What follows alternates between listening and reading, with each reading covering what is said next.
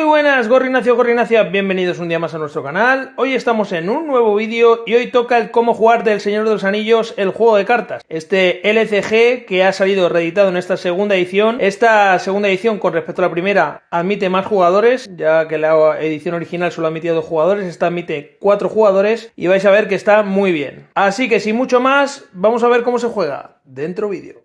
Como siempre hacemos, vamos a empezar viendo el setup del juego. Lo primero que hará cada jugador es elegir los 3 héroes con los que va a jugar. Tenemos un total de 12 héroes para elegir en la caja base, que son los que veis aquí. Las cartas de héroe podemos identificarlas porque aquí abajo pone héroe. Los héroes, como veis, tienen un iconito abajo a la izquierda que representa el área de influencia al que pertenecen. Liderazgo, saber, espíritu y táctica. Una vez que hemos elegido los héroes, tendremos que formar nuestro mazo de cartas. El mazo mínimo de cartas que tenemos que construir tiene que tener al menos 50 cartas. A la hora de construir el mazo tenemos que tener en cuenta que no puede haber más de 3 cartas con el mismo nombre. Las cartas del mazo, como veis, también pertenecen a esferas y lo que nos recomiendan siempre en partidas de iniciación es que tanto los héroes como el mazo que nos hagamos pertenezcan todos a la misma esfera, ya que va a ser más fácil de llevar. Una vez que hemos elegido los héroes y tenemos nuestro mazo de robo, lo siguiente será preparar el escenario donde vamos a jugar. En la caja base tenemos 3 escenarios distintos para poder jugar. Este que es de dificultad fácil, que se llama A través del bosque negro. Este que es de dificultad media, que se llama Travesía por el Anduin. Y este que es de dificultad difícil, que se llama Evasión de Dol Guldur. Una vez que hemos elegido la misión, colocamos las cartas por el lado A y las ponemos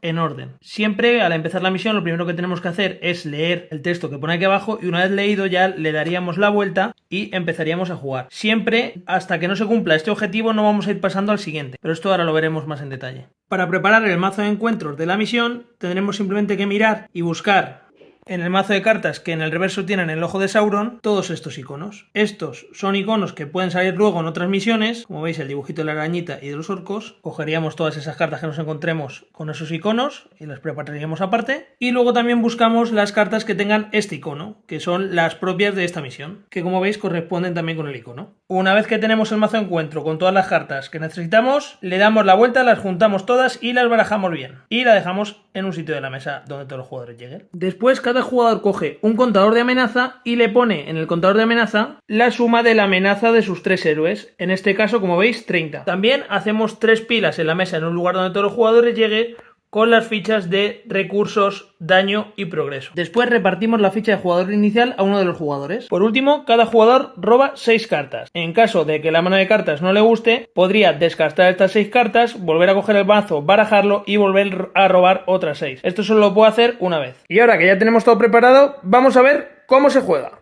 El turno en el Señor de los Anillos se divide en 7 fases. Vamos a ir viendo una a una.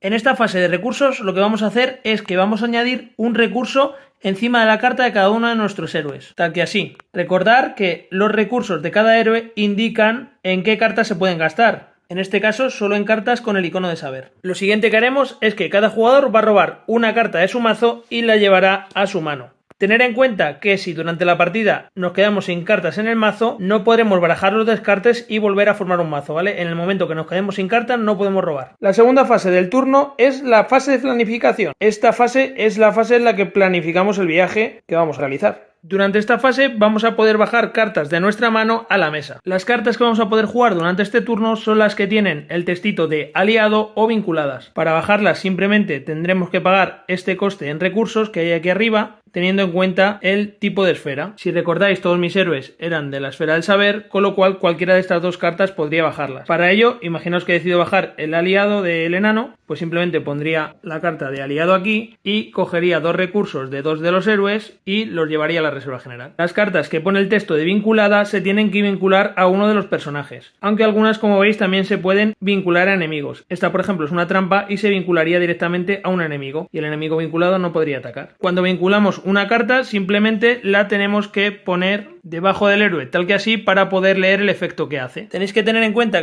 que si durante el juego no se eliminan a este personaje, todas las cartas vinculadas que tuviera, pues se irían con él. Las cartas vinculadas que tienen escrito aquí restringido nos provocan que un personaje no pueda tener más de 2 cartas vinculadas con este texto en la carta. Lo que sí podríamos en nuestro turno es que si un personaje tiene 2 cartas de restringido, podríamos usar una tercera y descartar una de las 2 anteriores. Hay algunas cartas que, como veis, tienen un simbolito aquí arriba en el el nombre, ¿vale? A la izquierda del nombre. Esas cartas lo que marcan es que son como cartas únicas y lo que nos provocan es que no puede haber la misma carta de forma activa en la partida por varios jugadores a la vez. Por ejemplo, si un jugador tiene activo a Beor, yo no puedo bajar a Beor, pero sí podría bajar el Senescal de Gondor. O sea, básicamente lo que no se puede es repetir la carta de forma activa. Lo que sí se puede es que cuando un jugador, imaginaos, juega esta carta y ya se ha jugado y se va a la pila de descartes, otro jugador podría jugar de nuevo el Senescal de Gondor. En la mano también vamos a tener cartas de evento, como esta, que para jugarlas también tendremos que pagar los recursos de las esferas necesarias. ¿Y cuándo las vamos a jugar? Pues en el momento que ponga la carta. En este caso elegiríamos un jugador y cubriríamos todo el daño de todos los héroes controlados por ese jugador, pues en ese momento. Y también vamos a tener cartas que, como veis, no tienen esfera, como por ejemplo Gandalf, esta carta de aliado de Gandalf, que se podría jugar pagando con cualquiera de las 4 esferas de influencia que hay en el juego. La tercera fase es la fase de misión.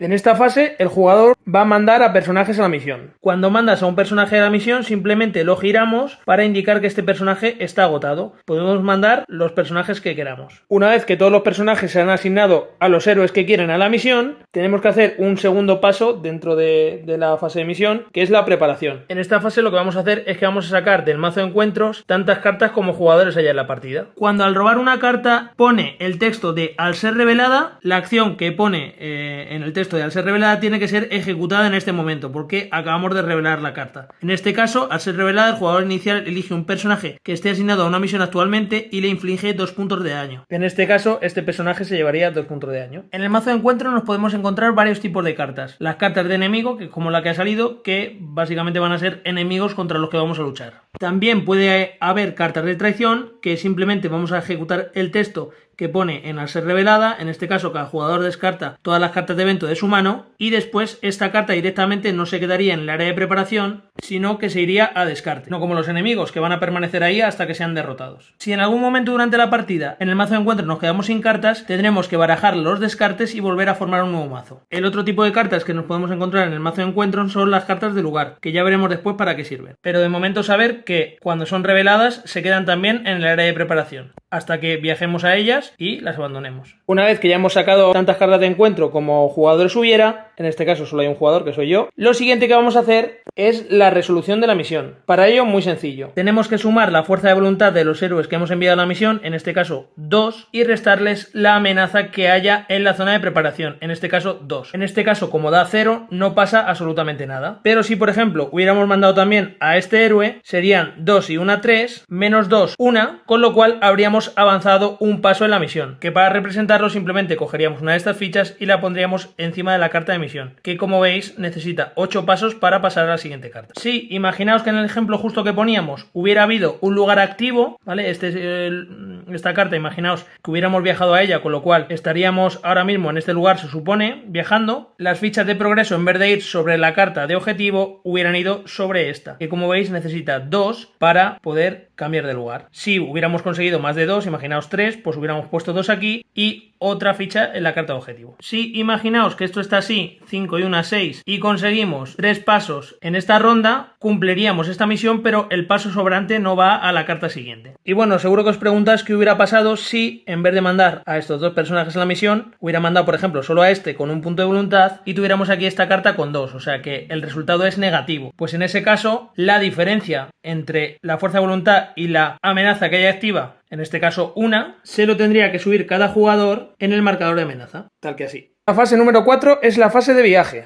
En esta fase los jugadores pueden elegir viajar a una carta de lugar que esté activa en la mesa. Imaginaos que esto estuviera así, pues los jugadores pueden decidir viajar aquí al Arroyo Encantado. Para hacer esto es importante que sepáis que no podemos viajar a un lugar activo si ya había un lugar activo de rondas anteriores. En este caso, como no había ningún lugar, pues podemos viajar a este. Esto es porque cuando hemos viajado a un lugar, imaginaos como ahora, hasta que no agotemos este lugar, en este caso mandando 2 fichas de progreso, no podemos viajar a otro lugar activo de carta. Lo positivo de viajar a un lugar es que ya no cuenta la amenaza en la siguiente ronda de esta carta, ¿vale? Porque se supone que hemos viajado y ya no cuenta la amenaza. Lo negativo es que, como os he dicho, vamos a tener que poner aquí las fichas de avance de la misión, aquí 2 fichas, antes de poder seguir metiendo fichas en la misión activa que tengamos en este momento. La fase 5 es la fase de enfrentamiento. Al principio de esta fase, cada jugador va a poder enfrentarse a uno de los enemigos que se encuentren en la zona de preparación. Esto es voluntario y solo nos podemos enfrentar a un enemigo, no podemos elegir enfrentarnos a más de un enemigo. Para ello, simplemente lo único que tendríamos que hacer es coger un enemigo, en este caso este, y enfrentarlo a uno de nuestros personajes, tal que así. Una vez que todos los jugadores voluntariamente han elegido enfrentarse o no a monstruos, tenemos la comprobación. En esta fase lo que hacemos es que en caso de que hubiera más cartas de enemigo, que no es el caso, vamos a poner un ejemplo en el que si lo hubiera, por ejemplo esta, tendríamos que comprobar el coste de enfrentamiento, que es este numerito que tenemos aquí arriba, con la amenaza de los jugadores. Siempre empezaríamos a comprobar por el jugador inicial y siempre empezaríamos cogiendo el monstruo con mayor coste de enfrentamiento. Si el coste de enfrentamiento, como en este caso que es 25, es igual o menor a la amenaza del jugador, deberá coger al monstruo, ¿vale? Y enfrentarse a él, que básicamente lo enfrentaría a uno de sus personajes. En caso de que el coste de enfrentamiento fuera mayor a la amenaza, el monstruo se quedaría en el área de preparación. Y lo que haríamos es pasar al siguiente monstruo de forma descendente por coste de enfrentamiento. Esto lo iríamos haciendo hasta que el jugador se enfrente con un monstruo o no haya ningún monstruo que se enfrente con él. Una vez hecha esta comprobación con el primer jugador, se haría la misma comprobación con el siguiente jugador en orden de las agujas del reloj, comprobando el resto de monstruos que quedarán en el área de preparación. El turno va a seguir dando vueltas hasta que o bien no queden monstruos en la zona de preparación o bien los monstruos que quedan tengan un nivel de amenaza mayor a la amenaza de los jugadores. Para que lo entendáis bien, si yo por ejemplo soy el jugador inicial y este es el monstruo con mayor coste de enfrentamiento que hubiera en la zona de preparación, yo me llevaría a este monstruo, lo enfrentaría a mí y el siguiente jugador seguiría haciendo lo mismo que he hecho yo, ¿vale? Cogería el monstruo de mayor coste de enfrentamiento, lo miraría, si se lo lleva, se lo lleva y así vamos a ir dando vueltas hasta que se cumpla la condición que os he dicho.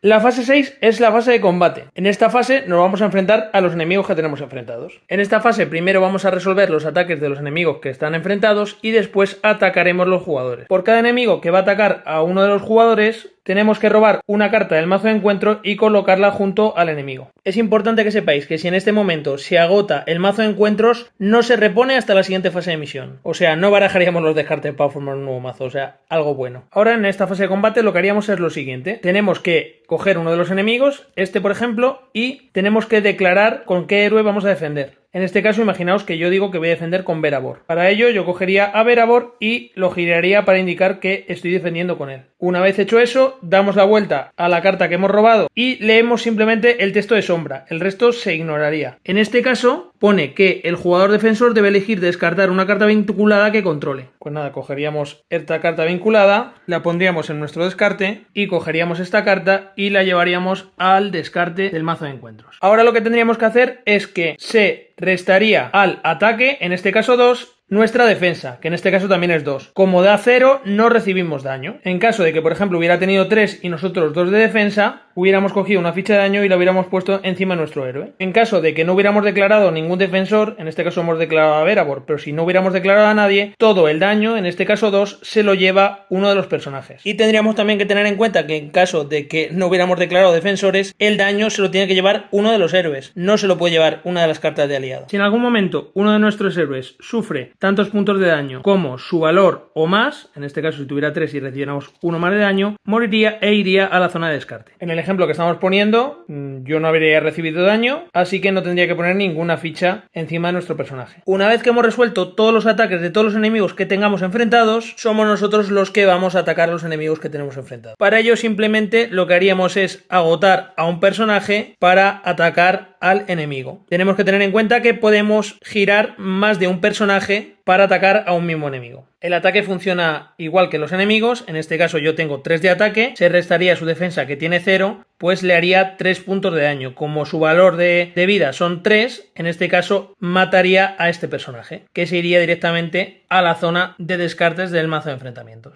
En caso de que no lo hubiéramos matado, como en este caso, pues simplemente hubiéramos hecho igual que con nosotros, le hubiéramos marcado las fichas de daño correspondientes y se hubiera quedado ahí la carta para siguientes rondas. Una vez que todos los jugadores han jugado su fase de combate, llega la fase séptima y última, que es la fase de recuperación. En esta fase lo primero que vamos a hacer es enderezar a nuestros héroes para que estén preparados de nuevo. Después cada jugador va a aumentar en un punto su amenaza, tal que así. Y por último pasaremos la ficha de jugador inicial al siguiente jugador en sentido de esa aguja relojes del reloj. Una vez acabada esta fase, ya empezaríamos un nuevo turno con, de nuevo, la fase 1 de recursos. Así vamos a ir jugando un turno tras otro hasta que o bien no queden jugadores jugando en la mesa, porque este jugador haya perdido todos sus héroes, o sea, todos sus héroes hayan muerto, o bien porque ha llegado a 50 de amenaza. Mientras al menos quede un jugador activo en la mesa jugando, la partida seguirá activa y pueden ganar todos los jugadores, aunque haya ya jugadores fuera de la partida, porque hayan cumplido alguna de las dos condiciones que os he dicho. Tenéis que tener en cuenta que si algún jugador de los que está jugando es eliminado, los monstruos que tuviera en su zona de enfrentamiento pasarían a la zona de preparación, o sea, volverían a estar disponibles para todos los jugadores. Y bueno, seguro que estáis diciendo que ¿cómo ganamos? Pues bueno, evidentemente, cuando hayamos pasado todas las cartas de objetivo y hayamos cumplido la última de las cartas de objetivo, habremos ganado la partida. Con que un solo jugador consiga acabar la misión, habremos ganado la partida todos los jugadores. Y hasta aquí el cómo jugar del Señor de los Anillos. Vamos a la despedida y os cuento qué me ha parecido.